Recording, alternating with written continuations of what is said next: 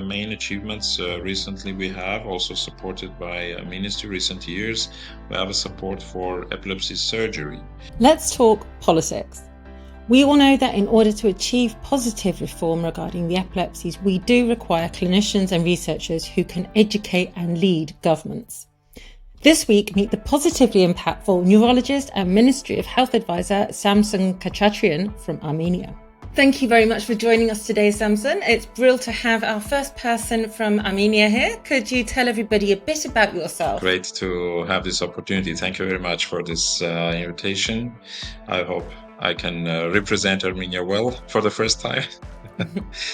I'm a neurologist and doing some specific fields like epilepsy, sleep medicine, and some others. I'm also involved in some administration because I'm the chair of Department of Neurology at the National Institute of Health and the deputy for science of the National Institute of Health. And also we are working with the Ministry of Health on some organizational stuff on neurology. So I'm advising the ministry. So that's my introduction. Yeah. Gosh, you have a rather large number of responsibilities, it would seem here. Yes. Tell us what made you interested in the epilepsies to begin with and has continued your interest. My move to neurology, I think, was done in my mind far before my graduation from medical school because I liked biology, neuroscience. Then it became more clinical, so it was neurology. And while I was in my residency, the department of neurology I was at, it was also serving as a center for epilepsy. So it was the Republic Center for Epilepsy, and from different parts of Armenia, people were coming with different types of epilepsy, different problems. We had the earthquake zone back in 1988. We had a big earthquake. This was causing some increase in the numbers. So we have seen a lot of patients. And even from my later student years, I was very interested in epilepsy, and I did student work, like research on quality of life in epilepsy in our patients. So it started, I think, during studentship. It was logical, and also after the residency, I did my PhD or candidacy work here. Totally dedicated to this topic of quantitative assessment of quality of life in patients with epilepsy and relationship with the psychiatric comorbidity. So it was quite interesting. On the way, we validated quality of life questionnaire in Armenian. So it was, I think, multi-directional work. It sounds like you were ahead of the game because many of us I think this is a global thing, but largely clinicians and researchers are only just starting to acknowledge the importance of measuring quality of life in people with an epilepsy. Because epilepsy isn't just about seizures, right? Definitely. And it was a problem also in our country because in many countries, I think it's still stigmatized. So many years ago, while I was starting my practice and research work, it was even more here. So it was a real problem to get these people into the scope and to understand their problems from different sides. So it was, I think, important because we were not very but vocal about this work. So we were presenting it on for different meetings and for different occasions. So it was good for the people themselves, people with epilepsy, because they felt themselves not just an object for treating, but also to be treated like human. That is kind of what one favors, to be treated like a human. Speaking of quality of life, I guess, would you be talking about things other than seizures themselves? So about, for instance, mental health, the impact of war on people with an epilepsy and the causes of their seizures? This was the case because during the recent war situation we had in 2020, There was a problem with shortages of different drugs, etc. So we had, of course, support from different organizations. Armenian diaspora was helping us a lot, and also other countries probably helped a lot. But yeah, this was the case. At the moment, it is more or less solved, but still on more routine basis. We have some problems with especially newer drug availability. So we are working on that, and every year there is this checkup from the ministry asking for some new opportunities, new development strategies. Of course, this is connected many times with the financial aspect, which is not very provided or secure for Armenia. So, but with different donors and interested sides, we will try to solve this. So tell us more about your work with the health minister of Armenia. How does that work? There is this. We call it an Institute of Chief Specialists in different fields. It's coming from Soviet times, and this is like a chief advisor service, let's say. Whenever one of the neurologists who has some good experience and who is knowledgeable of the situation with a particular field in medicine is invited to help with different forming with different strategies, working with the professional associations and other organizations, like facilitator and advisor at the same time.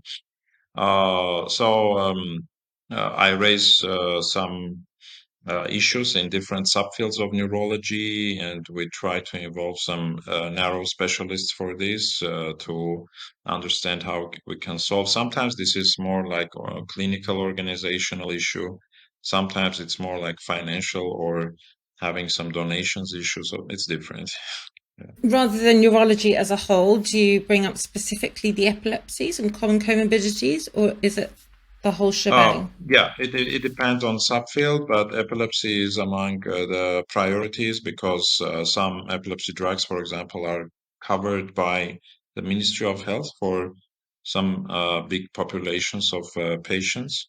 So every year we are recalculating the numbers needed depending on the incidence, overall prevalence statistics we obtain from the National Institute of Health Department of Medical Statistics.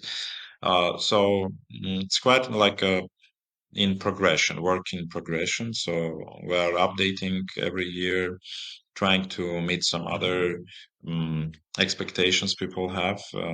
Here we have a situation when you can the functional disability of these persons is assessed by a separate mm, governmental structure. So we are working also with them to have optimum defined levels of this disability because with this it is connected to the financial support these families have. And how do you measure the effectiveness of your work with the government? Because I tell you what happens a lot in the UK, for instance, and no doubt other countries. We hear a lot about how clinicians and academics are putting in lots of work talking to our politicians, which is fabulous. But then, what are the outcomes of that? Like, we don't just want to have people talk about it. We want to see results. How do you measure your work with the government? Probably it's different for different subfields. The situation is that we had quite a hectic period recently, and now it is more or less stabilized because in the years I started this volunteering work with the ministry, it was like 2018, 2019. At that time, we started a big project with stroke because we never had the support from government on this simple but very important direction of thrombolysis and thrombectomy. And we were planning to enter some other subfields with this increased support from the ministry, but then COVID era came all the resources, especially for the small country like Armenia. It was a big blow, and we had they had to organize it this way. And also the war situation, it was like double blow. Uh, so now it's just recently that we can really pay our attention on like other fields of medicine, non-infectious, let's say, and especially on neurological projects we had. So with epileptology, I would say that the with ministry we can increase this support in the coming years, and also on the diagnostics part, which is also a matter of availability. But on the other hand, we have educational issues, bringing to a common standard the diagnostics, the EEG assessment, because it's quite different. The availability of devices and services in the capital and outside the capital is strikingly different. So we need to solve also this.